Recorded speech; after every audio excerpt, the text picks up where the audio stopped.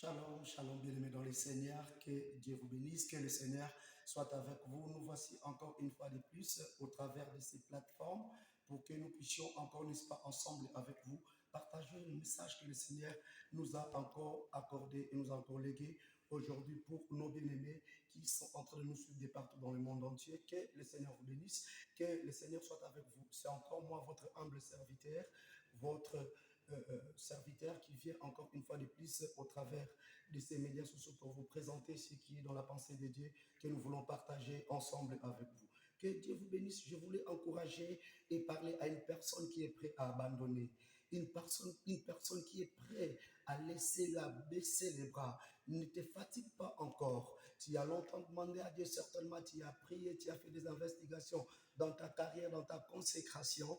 Mais je voudrais t'encourager aujourd'hui pour ne pas encore abandonner parce que Dieu n'a pas encore dit son dernier mot au sujet de ta vie. Je voulais parler du temps convenable de Dieu. Lorsque les temps convenables, les temps marqués par Dieu arrivent, alors tous ceux qui ont attiré les choses sombres tout autour de vous deviennent maintenant lumière à ce mal-là. Leur réponse ne peut venir que de Dieu dans dans la vie d'une personne qui a resté longtemps genoux par terre, en train de chercher la face de Dieu, en train de chercher le secours de l'Éternel. Je voudrais vous parler de l'expérience de la vie de Zacharie et d'Élisabeth. Tout ce qu'ils ont vécu et comment est-ce que le Seigneur a intervenu finalement par rapport à leur situation et par rapport à leur misère.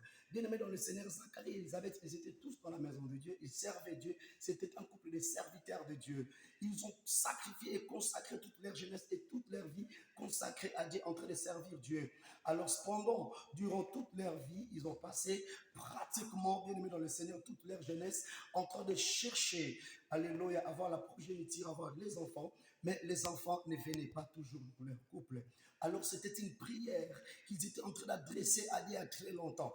Et cette prière n'avait jamais été exaucée. Mais un jour, la Bible déclare, Zacharie est entré dans le temple après avoir été choisi par tirage au sort par rapport à la classe de sa sacrificature d'Abia qui lui avait donné la possibilité de se présenter dans le temple de Dieu pour aller présenter le parfum ces jours-là devant l'autel de l'Éternel. La Bible déclare, c'est lorsqu'il était au service, c'est lorsqu'il est entré dans le temple par rapport au choix que Dieu avait fait ces jours-là pour que ça soit son tour au milieu de la classe d'Abia pour aller présenter les parfums. C'est alors que lorsque Zacharie était en train de présenter les parfums devant l'autel de Dieu, et là, juste à droite de l'autel, là où il était en train d'opérer, c'est là où il y a eu le mystère. Il y a un